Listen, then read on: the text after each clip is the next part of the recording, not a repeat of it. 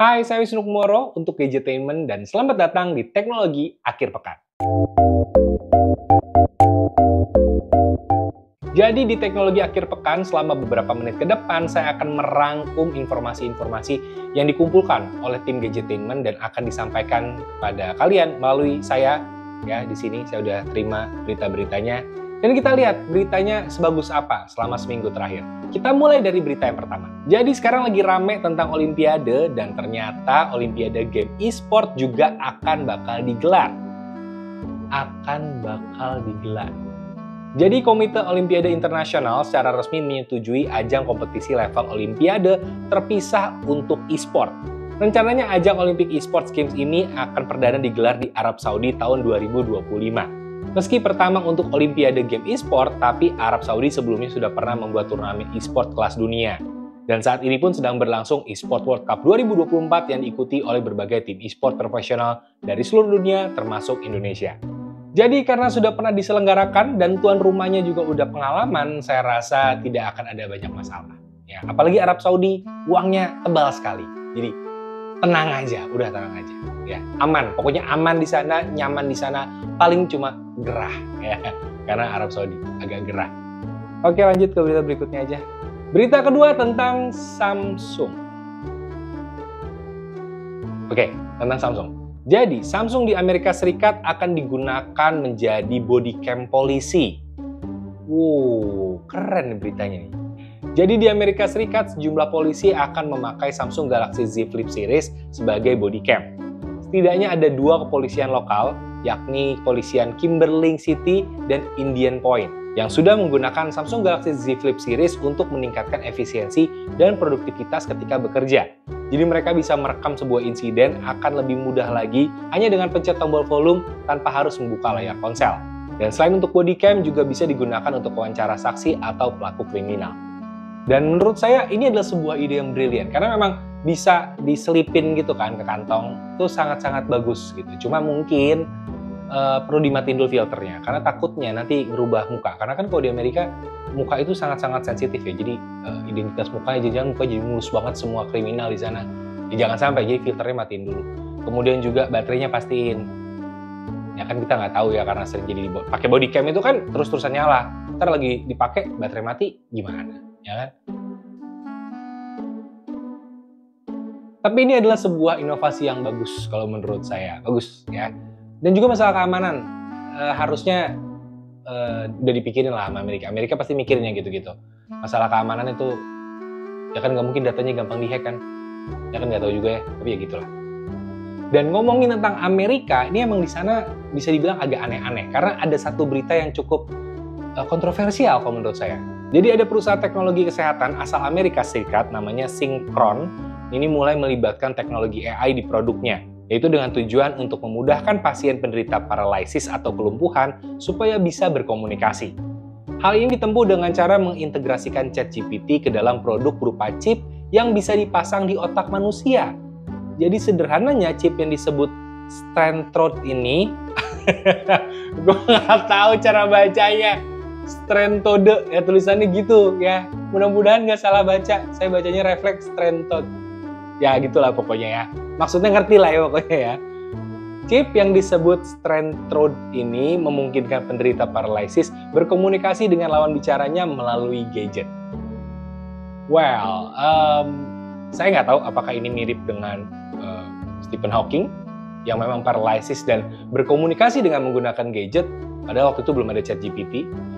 Dan sekarang berarti komunikasinya jauh lebih lancar lagi. Gitu. Jadi ini adalah sebuah hal yang mungkin bagus, saya nggak tahu ya secara etik dan kedokteran apakah ini boleh atau bagaimana saya nggak ngerti. Tapi bagus-bagus aja sih harusnya kalau itu memperlancar komunikasi.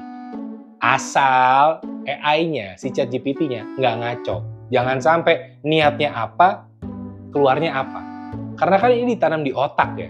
Jadi takutnya otak orang-orang random gitu kan mikirinnya sekelebat doang, tiba-tiba keucap. Wah repot. Bayangkan kalau itu ada di semua kepala laki-laki. Ya cuma sekelebat kepikir doang tiba-tiba keucap, wah. Ngeri. Padahal kan kita tuh sering mikirin nasi padang, kita sering mikirin sate kambing, ya kan? Itu bahaya sekali kan, kolesterol. Oke, lanjut.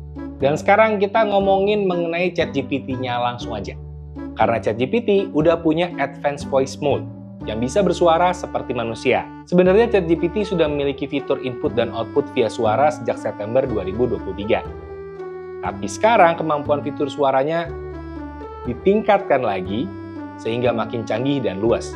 Katanya di Advanced Voice Mode ini kita bisa menginterupsi, kita bisa mendengarkan dan memahami nada pembicara, sampai juga bisa membalas sesuai dengan suasana hati dan emosi yang sedang dirasakan oleh penggunanya.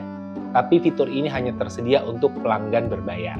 Karena memang ChatGPT ada versi berbayarnya, itu harganya sekitar 300 ribuan per bulan. Dan ya, ini adalah sebuah peningkatan yang menurut saya sangat-sangat pasti terjadi menurut saya. Karena contextual understanding tingkatan selanjutnya setelah memahami secara tekstual adalah contextual understanding. Jadi mulai memahami tentang mood, tentang nada suaranya, intonasinya seperti apa, dan lain-lain. Itu kayak semacam tingkatan kepintaran, intelijensia tuh seperti itu. Jadi awalnya teks, kemudian voice yang di-convert menjadi teks, dan sekarang teksnya itu dikasih kedalaman, ada intonasinya, ada emosinya, dan lain-lain. Dan next-nya seperti apa? Nah, itu yang belum kebayang kalau menurut saya. Tapi ya, Advanced Voice Mode ini menurut saya adalah sesuatu yang udah terbayang sama saya sebelumnya, jadi bukan hal yang mengagetkan. Tapi jujur saya belum jajal, tapi kalau yang selama ini udah ada di mana-mana, menurut saya udah keren. Jadi kalau ini bisa lebih keren lagi, keren banget menurut saya. Karena bisa diinterupsi, jadi kita bisa berdebat dengan AI. Wait a minute, bayangin, kalau selama ini kita berdebat sama pasangan aja jarang menang, gimana berdebat sama AI? Wah, ini yang bikin nyari-nyari masalah nggak sih? Apa kehidupan dia kalem-kalem aja apa gimana? Ya, kalau kehidupannya dia kalem-kalem aja ya udah. Tapi kalau enggak, ini cari perkara nggak sih hitungannya? Ya udahlah, sekarang kita masuk ke berita yang terakhir aja. Yang ini jelas tidak cari perkara, tapi cari cuan. Karena baru aja merilis produk baru. Jadi, Epson baru aja merilis printer ramah lingkungan. Dan ini diperkenalkan di Indonesia. Teknologi yang disebut Direct to Fabric Textile Printer Mona Lisa diperkenalkan dalam ajang pertemuan desainer dan pecinta fashion Love Nation Fashion Week 2024 di Bali. Dan singkatnya, printer ini bisa mencetak dengan kualitas tinggi pada berbagai jenis kain tanpa menghasilkan limbah berbahaya. Dan saya sebagai orang yang dulu pernah punya bisnis baju, itu sangat mengapresiasi hal ini selama harganya masuk di kantong.